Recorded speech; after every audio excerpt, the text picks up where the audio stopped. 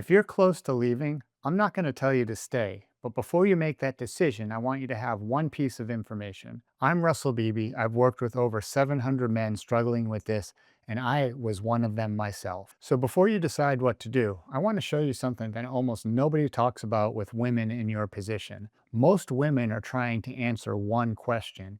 Is he a narcissist or is he a psychopath?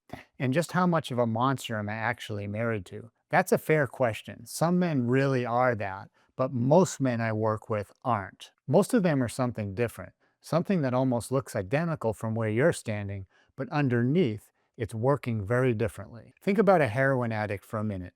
Not because sex addiction is the same as heroin, it isn't, but because the behavior around it is often identical. A heroin addict lies about where he was, he hides money, he tells you he's fine when he's clearly not. Nobody watches that and says, wow, what a narcissist. They say that man's lost control. That's what's happening with a lot of these men. Picture a man who owes money who he's terrified of. Instead of telling his wife how bad it's gotten, he keeps hiding his statements, making up reasons he's short on cash. Staying quiet a little longer every time. He's not hiding it because he wants to hurt her. He's hiding it because some part of him is broken and he's convinced that if she never sees how bad it really is, she never has to carry that weight of the issues that he's in. That logic doesn't hold up. It's still a lie, but it's a different kind of lie than the one a man tells when he genuinely cares what happens to you. Your husband has probably built that same broken logic around this. He tells himself in secrecy and that secrecy is protecting you, when in reality, all it's doing is buying him a little more time before he has to face what he's done. But here's the problem with that explanation. It tells you why he lied. It doesn't tell you why it still feels like he chose this over you. And that part is real. I'm not going to explain that part away. If anything, I might make you angrier because now you're being asked to hold two things at the same time. He did this, and he's probably not who you thought a person who does this would be. Both of those things can be true. Let's talk about what this has actually done to you, because almost nobody does. Every conversation gets replayed in your mind, looking for holes, checking his phone, and then hating yourself a little every time for checking it, not believing him even when he's telling the truth. Because you've been hurt enough times that you can't tell the difference anymore. That's not you being paranoid. It actually has a name. It's called betrayal trauma, and it creates the same kind of hypervigilance you'd expect to see in someone who's lived through something traumatic. Your nervous system isn't broken. It's doing exactly what it's supposed to do after being lied to over and over again. But understanding why you're reacting this way still doesn't answer the question that probably matters the most. Can a man like this really change, or are you just prolonging the same cycle? My wife almost left me more than once. I'm not telling you that so you feel bad for me. I'm telling you that because I know what it looks like from both sides. We're still married, we have two teenage sons, but I also want to be honest with you. Not every story ends that way, and I'm not here to promise you that yours will either. What I can tell you is actually what determined whether it did or not.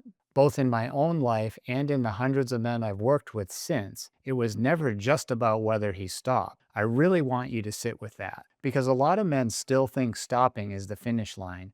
It isn't. Honestly, it's barely the starting line. A man can be completely sober and still be the same person he was when he was acting out, still defensive, still blaming you when things get hard, still not really listening to you when you talk. Trust doesn't come back because he stopped. It comes back because he becomes a different man to live with, someone who owns what happened without you having to drag it out of him, someone who shows up the same on a hard week as he does on a good week. That takes longer than most people want to hear. Usually a lot longer. So what do you do while you're actually waiting to find out whether he's one of the men who makes it that far? Let's talk about the decision that's actually in front of you. I'm not going to tell you to stay. That's not my decision to make. And honestly, some of you shouldn't. But before you walk away, there's one thing I'd encourage you to try if you haven't already. Go to him.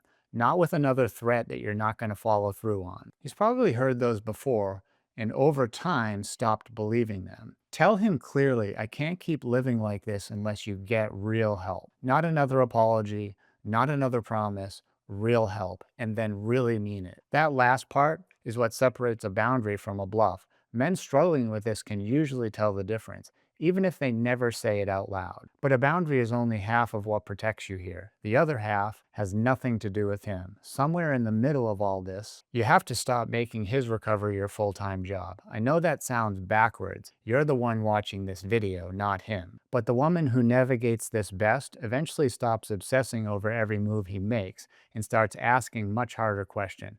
What do I need? Regardless of what he chooses to do, he may get better, he may not.